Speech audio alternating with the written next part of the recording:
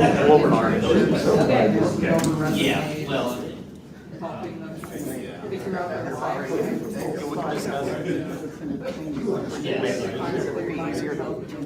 Hey, the man has spoken, let's go. Chop chop.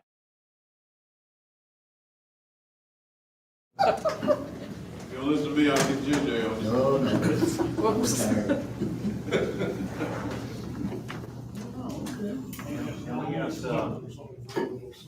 We got a couple of guns in around here, hopefully before the meeting's over. Yeah, if you guys have time after the meeting, I've got a gentleman coming with a couple guns. Don't be cracking off in the ground. I've been telling everybody these are good guns, don't be cracking in the ground. How come your name? I think I failed to notify that there's a graduation swearing in that's gonna happen after the board meeting, so I failed to. Oh. So. Correct.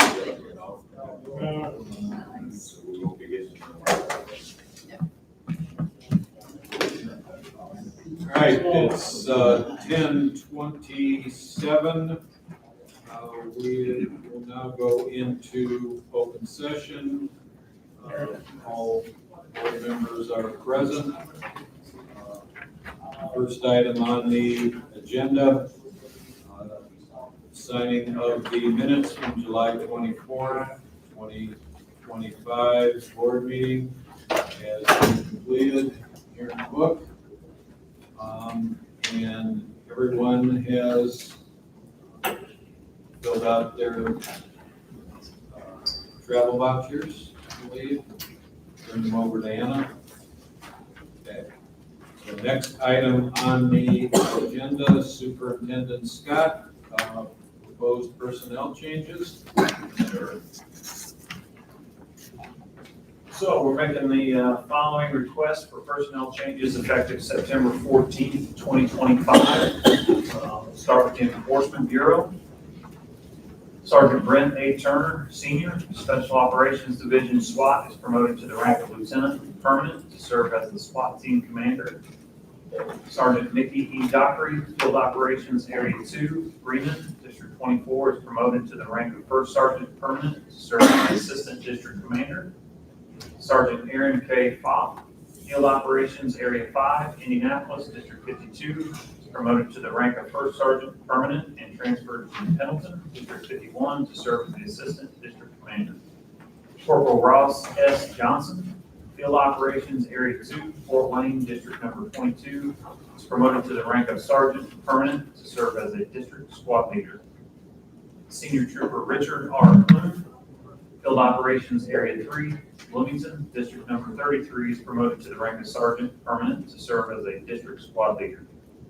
Trooper Alexander P. Fuertes, Field Operations Area 1, Lowell, District number 13, is promoted to the rank of Sergeant Permanent to serve as a District Squad Leader.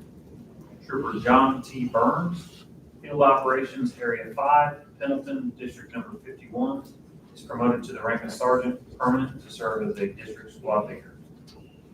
Trooper Brian P. Rennick, Field Operations Area 1, Lowell, District number 13, is transferred to the CVE Collaborative Policing Division, Commercial Vehicle Enforcement, and reassigned as a Commercial Vehicle Enforcement Officer Permanent to serve as a School Bus Safety Officer. Investigations Bureau, Sergeant Philip D. D'Angelo II, Forensic Services Division, Crime Scene Investigations Section, is promoted to the rank of First Sergeant Permanent to serve as a Crime Scene Investigation Supervisor. Senior Trooper James W. Crisp, Enforcement Bureau, Field Operations Area 5, Putnamville, District number 53, is transferred to the Investigations Bureau, Investigations Division, District Investigations South Zone, Putnamville, District number 53, and reassigned as a Detective Permanent. Trooper Jason S. Dunsworth, Enforcement Bureau, Field Operations Area 3, Jasper, District number 34, is transferred to the Investigations Bureau, Investigations Division, District Investigations South Zone, Jasper, District number 34, and reassigned as a Detective Permanent. Trooper Stephen R. Payton, District Investigations South Zone, Sellersburg, District number 45, is promoted to the rank of Sergeant Permanent to serve as a District Investigative Squad Leader. Are there any questions for the superintendent relative to the promotions in the Enforcement Bureau or Investigations Bureau? There being none, is there a motion to approve the personnel changes presented by Superintendent Scott? So moved.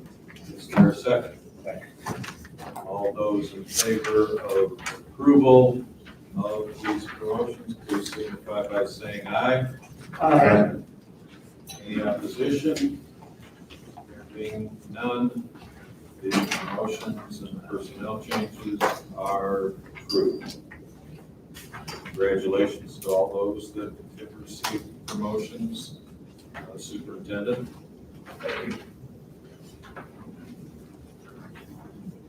Next item on the agenda, we have the staff report.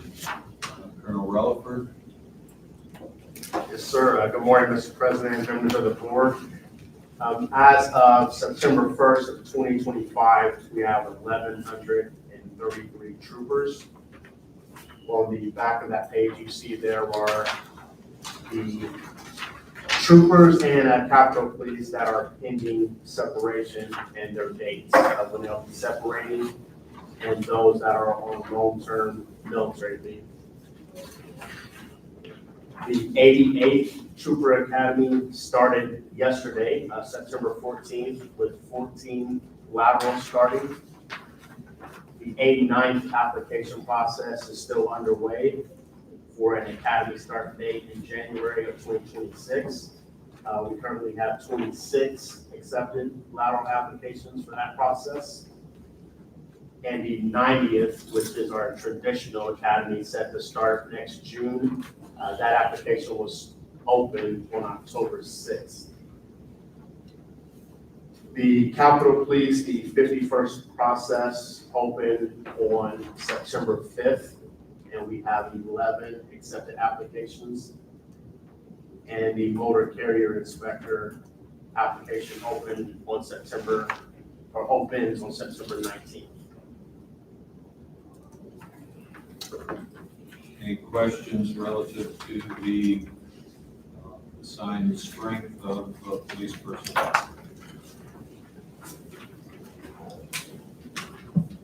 Next item, Colonel Relaford, will be the review of ISP organizational chart.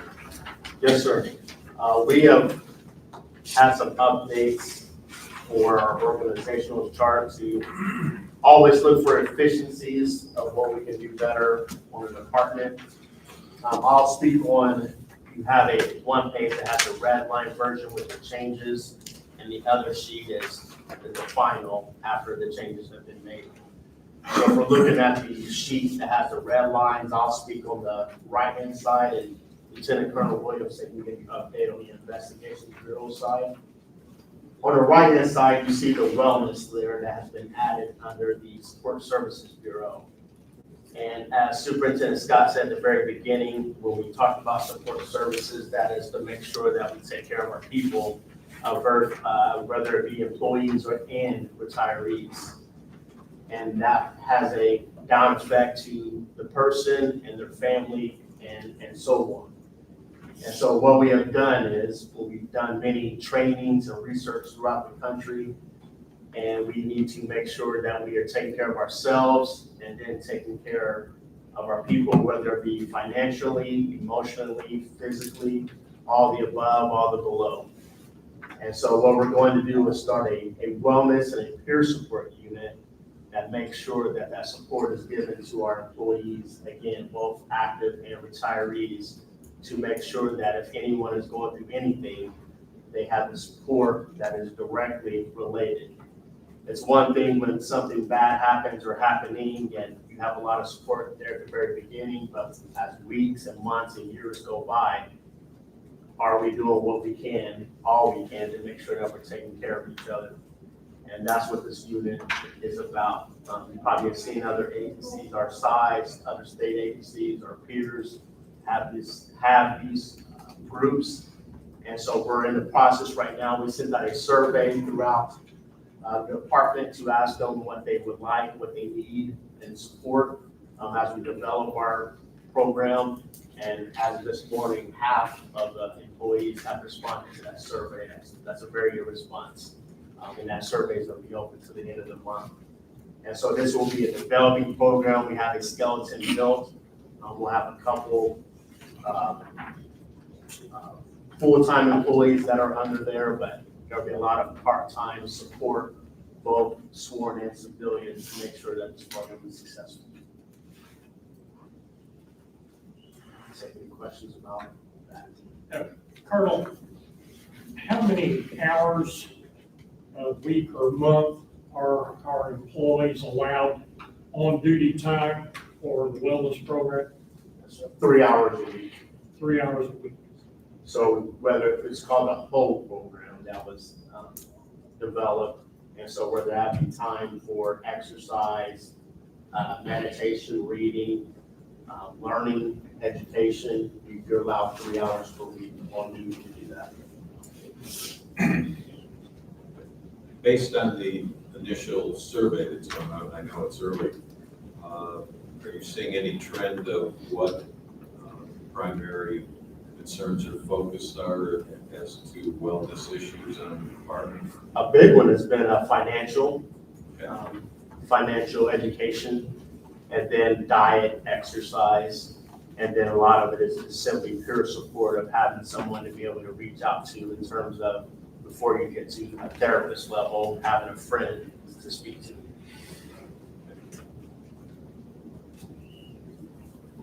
You say this is on duty time, they can do this 3 hours a week? Yes, sir. Now, I say that that's voluntarily if you want to go exercise, but as far as peer support, that can be any time, any day. If at 8 o'clock in the evening, if you're struggling or have an issue, or one of the peer supporters just want to reach out to you to see how you're doing, that can be any time, any day.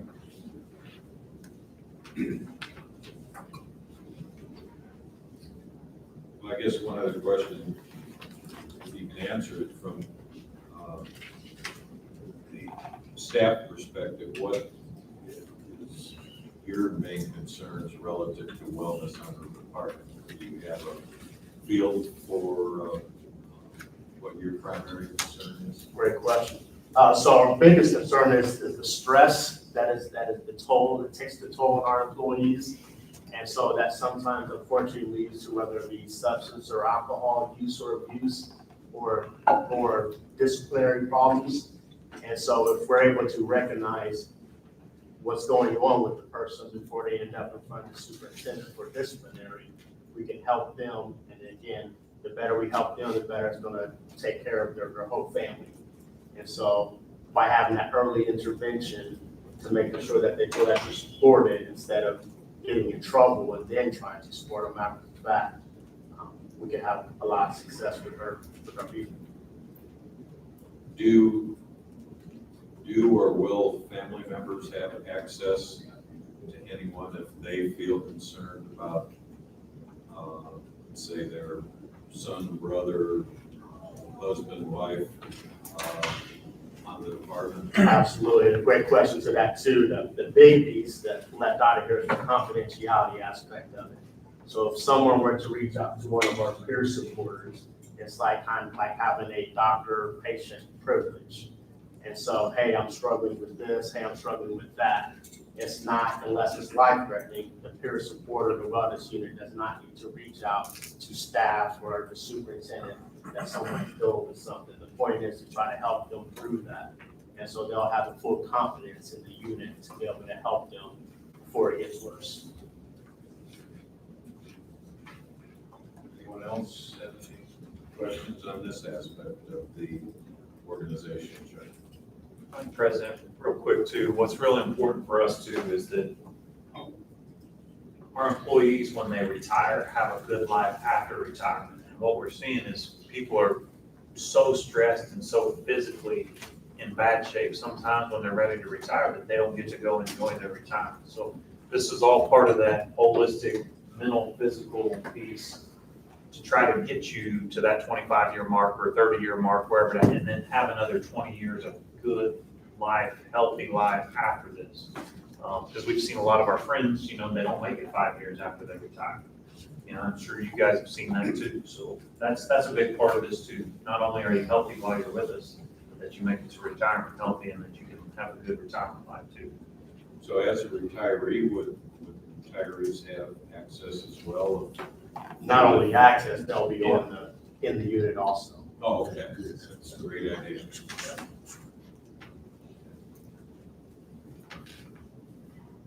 Well, that was the word I was hoping to hear, is holistic, because that's what it was sounding like, and that's. I'm full of big words. Big words. I got lots of big I words. understand that, I understand that big word. No, very, very nice. Anyone else? Okay, we'll go to part 2. Yes, sir. Investigations Bureau, Lieutenant Colonel William Severe, to have a little more insight there. Good morning. I'll start off with, we've always had a grand jury position for the Marion County Grand Jury that seats on our org charter. We just removed that. We have an individual seated for there. He has multiple positions, but we're not going to allocate just one for that. And these changes are part of the efficiency part we're trying to do in Investigative Bureau as well. So the main change is we had 5 investigative zone commanders. As you all know, we're broke up into 5 areas. Each area had a lieutenant zone commander. Through our change, and our sergeant when we came in, through attrition, we were down 1, and then recently we were down another 1. So we were actually acting as 3 area commanders. 2 areas didn't even have a commander. So by looking at efficiency, they were doing well. We have good people in good places. We thought, why do we still need the 5? Can we reduce that down? And looking at the model, we want to reduce it down to 2 commanders, a north commander and a south commander. Now, that'll be a little driving. We understand that. We currently have 3 commanders in position. So the third one will be moved as our assistant, myself and Dave Mitchell, my major, as our assistant, because we're being pulled all over the place. So we'll move him under Major Mitchell, and he will work administratively for us, do a lot of things for us. And the north zone, we'll be moving the area 1 commander to the north zone commander, and the current area 3 commander will be the south zone commander. Again, a little driving, but with the internet and emails, phones, we feel comfortable. Now we've met with them, described it, explained it, and they're willing to take on the challenge. So just through the efficiency, if we can do this to streamline chain of command, streamline things, we feel the Investigative Bureau can operate more efficiently with just having less chain links in the chain. So that's our changes. If you have any questions, I'll be more to entertain those. Anyone? I think this, Dave, you can probably attest to this, is every district has a DIC, District Investigative Commander, and they pretty much run that district. So we had 5 lieutenants above those DICs across the state, and we came into this saying we were gonna put more uniforms back in work positions, meaning we don't need as many supervisors, we need more workers. And so this was another way we felt like we already had 2 of them vacant. So it was like, now is the perfect time, if we're gonna make this move, let's make a north and a south. And the third one that we had, which was Delmer Gross, that will be Al and Dave Mitchell's assistant to help them with investigative things across the state. So kind of just felt like this was one of those moves. If we were gonna make it, now was the time to make it. And showing again that we're trying to cut supervision. We don't need as many supervisors. We need more people working cases, more people doing the work versus more people supervising the work.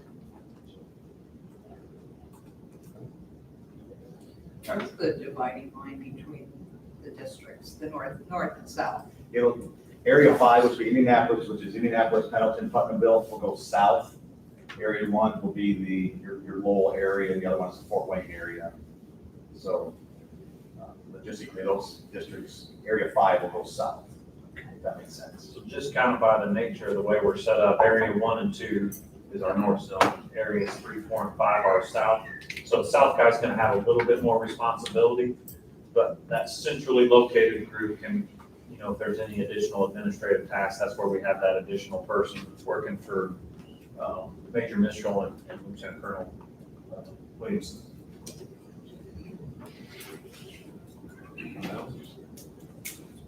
Colonel, thank you very much.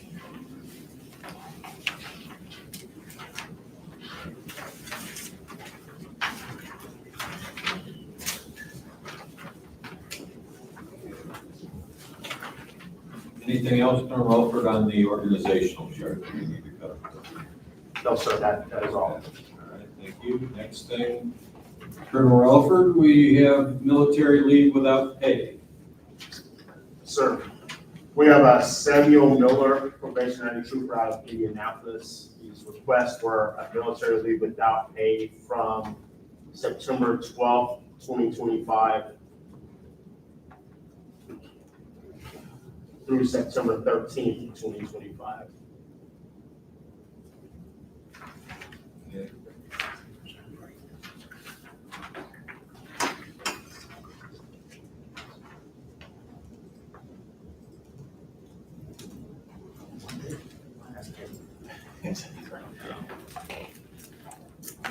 Yeah.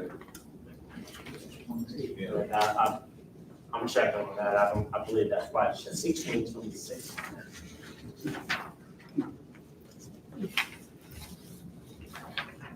Which, Wouldn't bring that from for one day like that.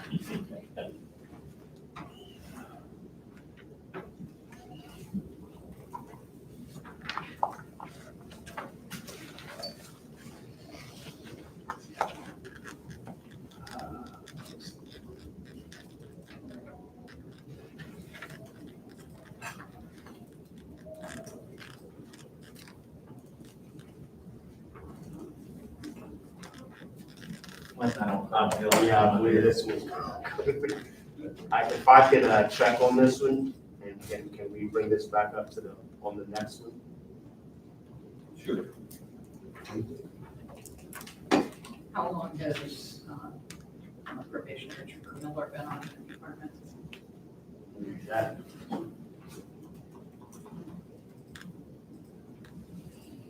He came on in January 9th, 2025.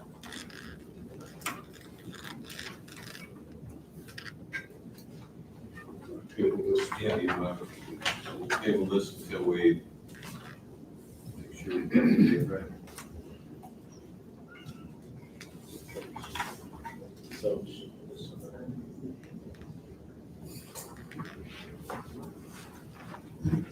This is for his drill time, these 2 days, and so it's unpaid for that aspect of it. Oh, okay. Sorry about that. Weekend drill. So, I got a question, I know. Why would a trooper have that? Is it because that was a scheduled weekend for him? Correct, we have many troopers that are in the reserves, and they get paid 12 days a year, 15 days a year to use for military service. And so, yeah, use your drill days for that military service. Okay, so the dates are correct. Yes, sir. Sorry about that. That's okay, thank you. Any questions? No. Oh, that was it. mystery solved. Okay, next item on the agenda. I think we get Colonel Relford, thank you. I think we covered it all right. Yes, sir. Good. All right. Next item on the agenda, consider for approval the August 18th, 2025 board meeting minutes.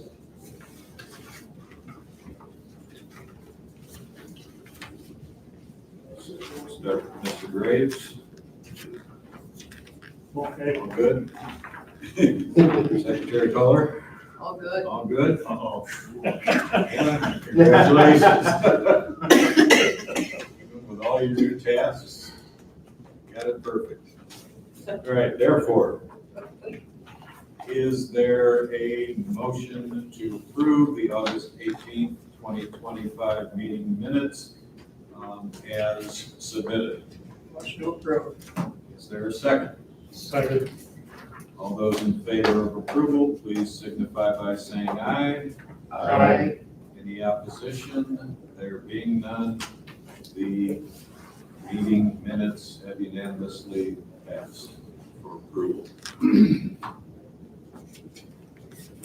Okay, next item, Superintendent Scott, since we hear you're picking up some new jobs here, I'd like to Yeah, tell the board and anybody else that may be watching as to the new burdens you've taken. Yeah, so last week, obviously, tremendously honored to represent the department in this new role as Secretary of Public Safety / Superintendent. Still going to maintain my current role.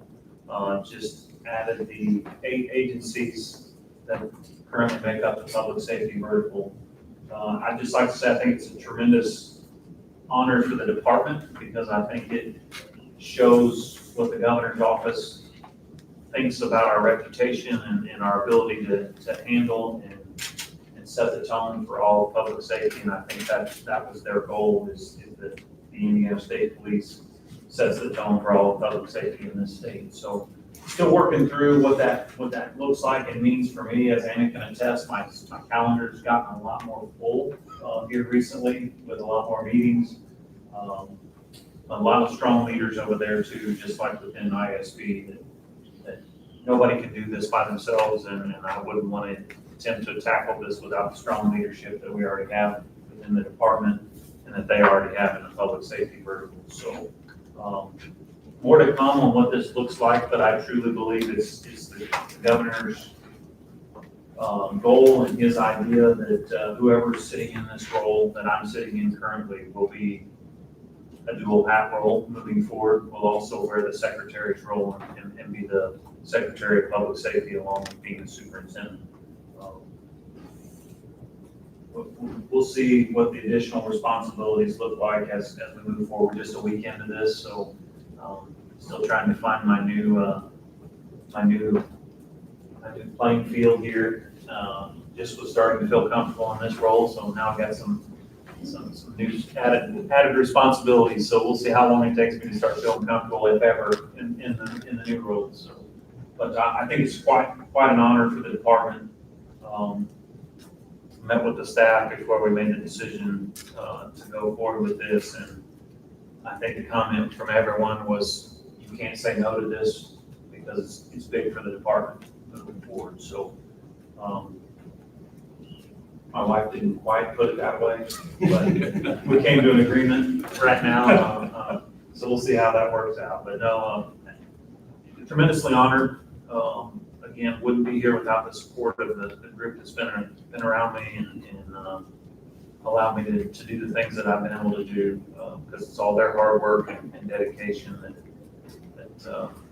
that I represent. So truly humbled by the opportunity. It's going to be a lot of work, but I think it's good for the department. And again, I think it shows the level of respect that everyone has for the Indiana State Police.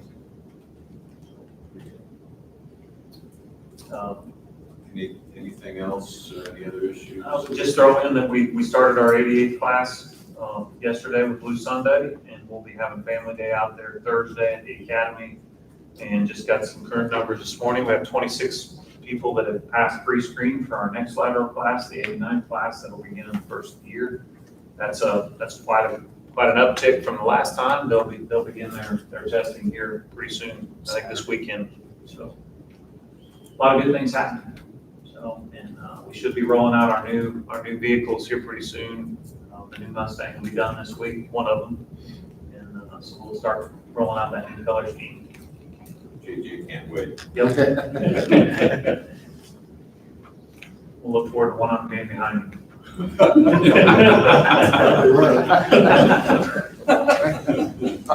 How are those going to be dispersed? The Mustangs, there'll be one per area. So we have 5 areas with about 5 Mustangs, so there'll be one in each area initially. And then as we are able to buy more, we'll try to hit the districts that don't have one. I would like to have one in every district, JJ, to be honest with you. That's the goal.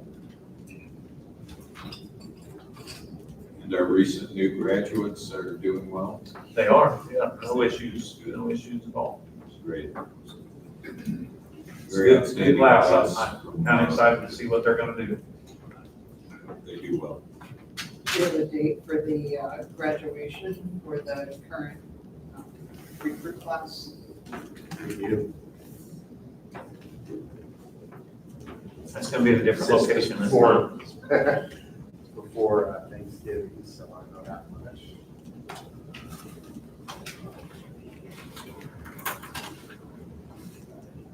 Well, I probably have it on mine. I have it. you can let us know. Yeah, I know Anna's got it. November 6th, lateral class, the 88th, November 6th. And that'll be a different location. We go to a different place this time, right? We're still working on that. So, no, okay.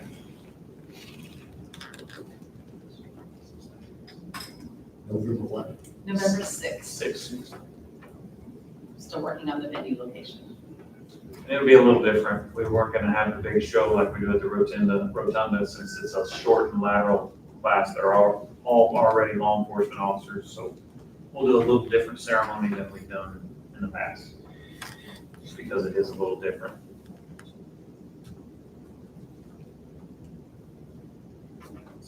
Anything else?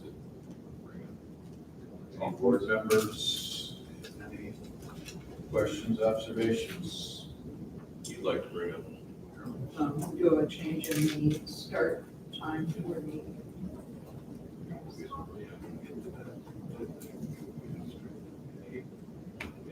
Any other comments by board members? Congratulations on the new position and the status that brings to the Green State Police. Thank you, Mayor. He's the man. Colonel Gill's run away from. I think that's why he's gone. I was wondering, he disappeared on us. He's on vacation. But he does, He's on back. vacation, is that right? Correct. Did you say he deserves more He vacation? deserves more I don't know if deserves is the right word. We'll let him enjoy his vacation. How's that? He might be a permanent vacation, I don't know. You gonna say anything about the recent ones? Yeah, we can. Yeah, just for the record, we have received an order that Court of Appeals reversed a lower court order relative to Maurice Wilkins' case, which we dealt with some time ago, went up on appeal. And our decision modified the superintendent's disciplinary action at the time, where the board reduced him to a corporal. The Marion Superior Court of Judge reversed our findings, was appealed by the Attorney General's Office, Assistant Legal Department, and the Indiana Court of Appeals unanimously found or dismissed his appeal. I think I've got it correct, Julie? And he is now been returned back to the rank of corporal, which we had decided on, and also has been ordered to pay back the extra pay that he was receiving as a result of the Marion Superior Court judge's decision and the judge's decision not to stay that pay order until the appeal was completed. So it's our understanding now that the department will be pursuing a program for him to periodically make payments back to reimburse the department on that particular case. Anything else?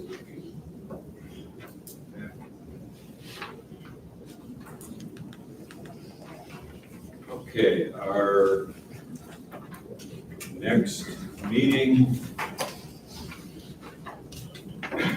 will be on October 27th, 2025, here at CVID. We will be starting our meeting at 8 a.m. We have another appeal and hearing set on a disciplinary matter for that date. So we will begin at 8 o'clock with executive session, eventually go into, during that executive session, the hearing, and at some point decide when we want to, based on our agenda for open session, when we will go into open session to complete our open session business on the agenda, and then we will continue the hearing back in executive session until completed, which in all probability will go into Tuesday, October 28th. Board members have all indicated that they would be available on that second day for whatever additional evidence we need to hear for the hearing. So we're keeping that second day open. It may be a very lengthy hearing. Okay. So everybody's clear on our times and dates.